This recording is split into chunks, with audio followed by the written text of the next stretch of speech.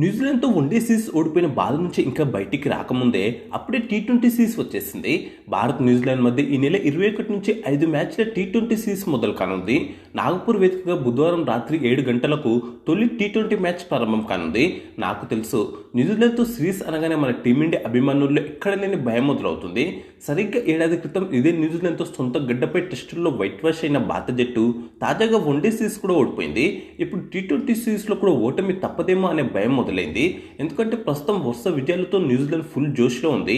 పైగా New Zealand one day జట్టు కంటే టీ20 జట్టే ఇంకా బలంగా కనిపిస్తుంది. మరోవైపు ఫిబ్రవరి 7 నుంచి ప్రారంభం కానున్న టీ20 ప్రపంచ కప్నకు ముందు రెండు జట్లకు ఇదే చివరి టీ20 సిరీస్. దీంతో రెండు జట్లకు టీ20 ప్రపంచ కప్నకు సరైన జట్టును తయారు చేసుకోవడానికి ఇదే చివరి అవకాశం. దీంతో రెండు జట్లకు ఈ సిరీస్ చాలా కీలకం. అయితే టీమిండియా స్థాయికి తగ్గట్టుగా ఆడితే టీ20 సిరీస్లో న్యూజిలాండ్ ఓడించడం పెద్దగా కష్టం కాదు. పైగా టీ20 సిరీస్లో మన విధ్వంసకర ప్లేయర్లు బరిలోకి దిగుతున్నారు. వాళ్ళు ఒంటి చేతితో మ్యాచ్ గెలిపించగలరు.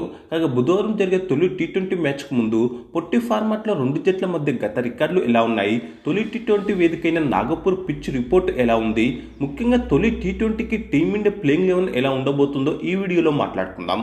ముందుగా గత రికార్డులను ఒకసారి పరిశీలిస్తే భారత్ న్యూజిలాండ్ మధ్య ఇప్పటి వరకు 25 టీ20 మ్యాచ్లు జరిగాయి.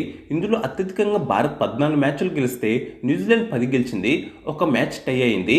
ఇక మోటీ టీ20 వేదికైన నాగపూర్ పిచ్ రిపోర్ట్ విషయానికి వస్తే ఈ పిచ్ కాస్త స్లోగా ఉంటుంది. బ్యాటర్లతో పోలిస్తే బౌలర్లకే ఎక్కువ పట్టు దొరుకుతుంది. ఈ పిచ్పై బంతి స్లోగా వస్తుంది. వైవిధ్యమైన బంతులు వేసే బౌలర్లకు పిచ్ నుంచి మంచి మద్దతు లభిస్తుంది. ముఖ్యంగా స్పిన్నర్లు చెలరేగే అవకాశం ఉంటుంది. ఆల్రౌండర్లు స్పిన్నర్లు కీలకమవుతారు. ఈ పిచ్ పై చివరి 5 టీ20లో స్పిన్నర్లు 32 వికెట్లు, పేసర్లు 31 వికెట్లు తీశారు. ఇక్కడ బ్యాటర్లు స్ట్రోక్ మేకింగ్ షాట్లు ఆడడం కష్టంతో కూడుకున్నది. ఈ పిచ్ పై బ్యాటింగ్ చేయాలంటే బ్యాటర్లు జాగ్రత్తగా ఆడాలి. టాస్ గెలిస్తే ముందు బౌలింగ్ తీసుకోవడం మంచిది.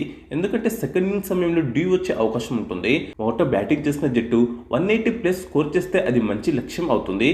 ఎందుకంటే నాగపూర్ పిచ్ పై 180కి పైగా టార్గెట్ ను ఛేదించడం చాలా కష్టం. మ్యాచ్ కు వర్షం నుంచి ఎలాంటి ఆటంకం లేదు. ఇక ఇప్పుడు టీమిండియా ప్లేయింగ్ 11 విషయానికి వస్తే ఓపెనర్లుగా అభిషేక్ శర్మ, సంజు సామ్సన్ బరిలోకి దిగనున్నారు. గతంలో విజయవంతంగా రాణించిన ఈ ఓపెనింగ్ జోడీ మళ్ళీ సత్తా చాటాల్సిన అవసరం ఉంది. పవర్ ప్లే వరకు ఓపెనర్లు ఆడి ఒక 60+ స్కోర్ చేస్తే మంచి పునాది పడుతుంది. అలాగే ఓపెనర్లు ఇద్దరులో ఒకరు భారీ ఇన్నింగ్స్ ఆడితే భారీ స్కోర్ చేయొచ్చు.